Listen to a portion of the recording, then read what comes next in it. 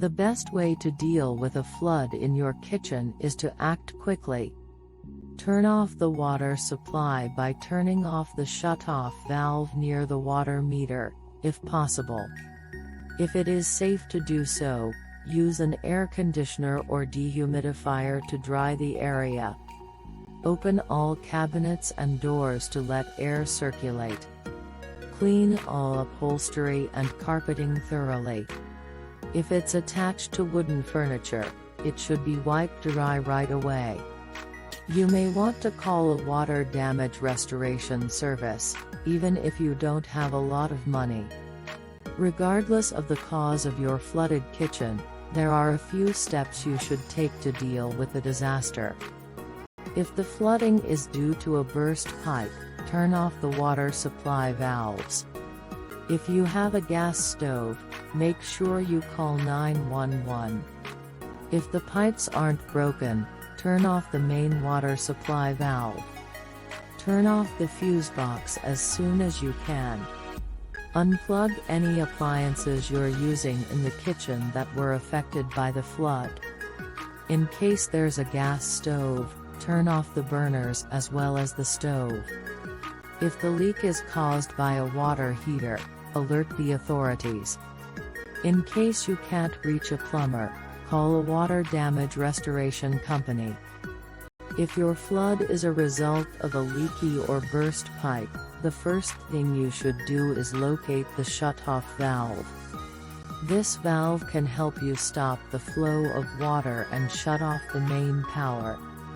Once you have located the shut-off valve, turn off the main power.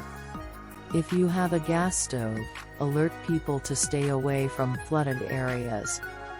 This will ensure that no one is hurt during the cleanup process. The first thing to do is to turn off the power and the water supply. Make sure you have enough room in your kitchen to move things to the next step. Pull up the baseboards and open cabinets to check for any signs of water. Afterwards, use a wet vac to dry out the area. If you've already cleaned the kitchen, try not to worry about the moisture and mold. If there's no water, there's nothing to worry about. When the flood has submerged your kitchen, the water damage can cause major problems for your home. A wet kitchen can also create serious problems with mold. Once the water level is too high, a sewage line can be a great way to clean up the flooded area. Keeping the kitchen dry can prevent mold from growing. Luckily, there are ways to keep your family safe while cleaning a flooded kitchen. First, make sure you have ample space to work. Remove baseboards and check lower cabinets for any signs of water. After mopping, use a wet vac to get rid of the water and dry out the kitchen quickly. If the water has penetrated the subfloor, make sure the area is dry before calling the insurance company to come out. It's also important to keep the subfloor as clean as possible. If you have laminate flooring, remove any damaged planks and replace with new ones. If your floorboards have been damaged by floodwater, floodproof them. You may be surprised by how quickly the damage can happen in a kitchen. And if you have a water heater, you'll need a generator to power up your home's water. After removing the flood, you can begin repairing the kitchen.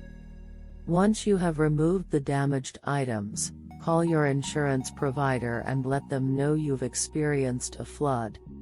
Your insurance provider will likely cover all the extra costs, including cleaning and restoring your home. It's important to contact the company and notify them of the situation. If you don't have any insurance coverage, contact the disaster relief company to see if you'll be covered.